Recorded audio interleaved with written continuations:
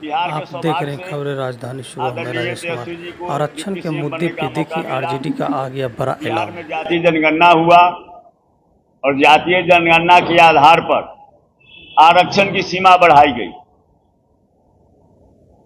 और उसके बाद जो भी नियुक्तियां हुई बिहार में, शिक्षक नियुक्ति हुई और भी विभाग में नियुक्ति, लगभग 5 लाख नियुक्तियां हुई। उन नियुक्तियों में जो आरक्षण का दायरा जो बढ़ाया गया,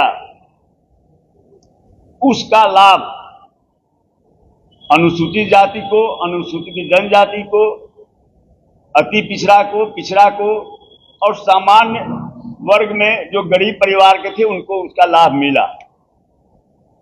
तो आरक्षण का जो कैप था 50%, जब यहां पर आरक्षण बढ़ाया गया तो वह 65% हो गया और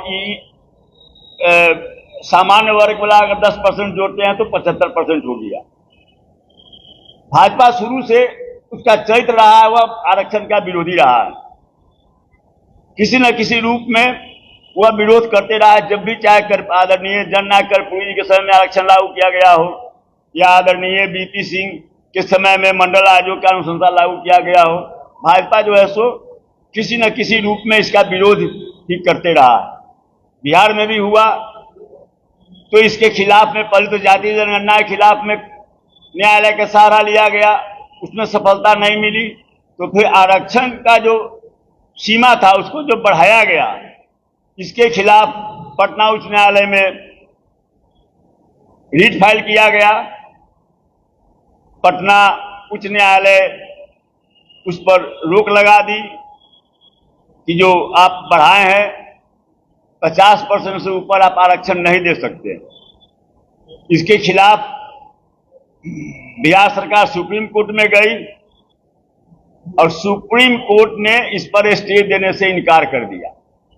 अब वो डेट दिया है, सितंबर में सुनवाई होगी, लंबी सुनवाई चलेगी, कब होगा। लेकिन तात्कालिक तौर पर जो आरक्षण का सीमा यहां बढ़ाया गया था उस पर कोर्ट के न्यायालय से उस पर पाबंदी लग गई। अब इसका एक ही मात्र उपाय है कि अनुसूची 9 में इसको शामिल किया जाए। संविधान में जो पहला संशोधन हुआ था उसमें यही था, अनुसूची 9 उसमें जोड़ा गया था और जिसके तहत यह प्रावधान है कि 9वां अनुसूची में, चाहे वह राज्य द्वारा बनाया कानून हो या केंद्र द्वारा बनाया कानून, वह न्यायिक प्रक्रिया से बाहर रहेगी, उस पर न्यायिक प्रक्रिया का प्रभाव नहीं पड़ेगा। तो इसीलिए मांग, लंबे दिनों से यह मांग चल रही थी। अब सवाल यह है कि अभी शिक्षकों के और कई विभागों में, स्वास्थ्य के और राजस्व का, जैसा कि आदरणीय तेजस्वी जी ने कहा भी कि जब हम मुख्यमंत्री उप मुख्यमंत्री पद का जब यह सरकार बदल गई, जब राजद छोड़ के नीतीश जी जनता दल के साथ चले गए, उस समय तक करीब 3-4 लाख अन्य पदों की नियुक्ति की प्रक्रिया लगभग फाइनल स्टेज में पहुंच चुकी थी।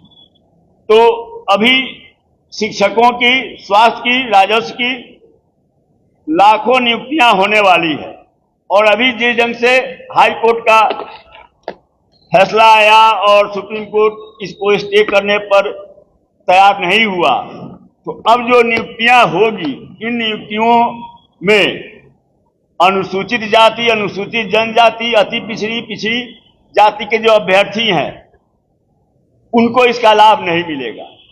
इसलिए एकमात्र उपाय यही है कि यह जो आरक्षण लागू किया गया है इसे जो है 9वीं अनुसूची में शामिल किया जाए।